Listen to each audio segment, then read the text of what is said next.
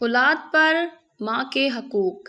حضرت ابو ہریرہ رضی اللہ عنہ کہتے ہیں کہ ایک شخص نے عرض کیا، یا رسول اللہ، میری اچھی رفاقت یعنی میری طرف سے حسن سلوک و احسان اور خدمت گزاری کا سب سے زیادہ مستحق کون شخص ہے؟ آپ نے فرمایا تمہاری ماں۔ اس نے عرض کیا پھر کون؟ آپ نے فرمایا تمہاری ماں۔ اس نے عرض کیا پھر کون؟ آپ نے فرمایا تیری ماں۔ اس نے عرض کیا پھر کون؟ آپ نے فرمایا تمہارا باپ۔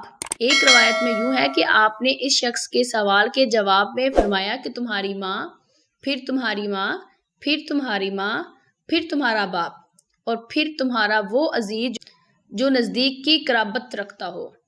اس دنیا کے معاشرے کی اصلاح و فلاح دراصل باہمی حقوق و تعلق و قرابت کی پاسداری، ایک دوسرے کے ساتھ حسن و سلوک اور احسان و بھلائی کے برتاؤ اور اس حسن سلوک میں فرق و مراتب کے احساس پر منحصر ہے۔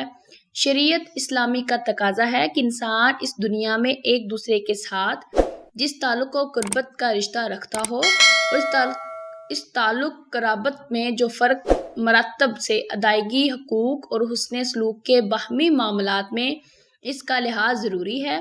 ظاہر ہے کہ قرابت کے اعتبار سے ماں کا رشتہ سب سے زیادہ گہرا اور اس کا تعلق سب سے زیادہ قریب ہوتا ہے، لہذا کسی شخص کے احسان و حسن سلوک اور خدمت گزاری کی سب سے زیادہ مستحق جو ذات ہو سکتی ہے وہ ماں ہے۔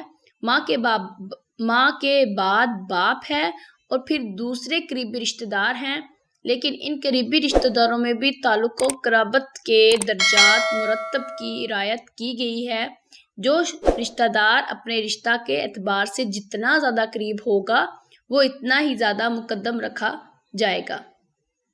حدیث میں اس ضابطہ کو بیان کیا گیا ہے۔ بعض حضرات نے اس حدیث کے الفاظ سے ایک مسئلہ یہ اخذ کیا ہے، کسی شخص پر والدین کے ساتھ حسن و سلوک بھلائی کرنے کے جو حقوق عائل ہوتے ہیں، ان میں ماں کا حصہ باپ سے 3 گنا بڑا ہوا ہے، کیونکہ وہ حمل کا بوجھ اٹھاتی ہے، ولادت کی تکلیف و مشقت اور دودھ پلانے کی محنت و برداشت کرتی ہے۔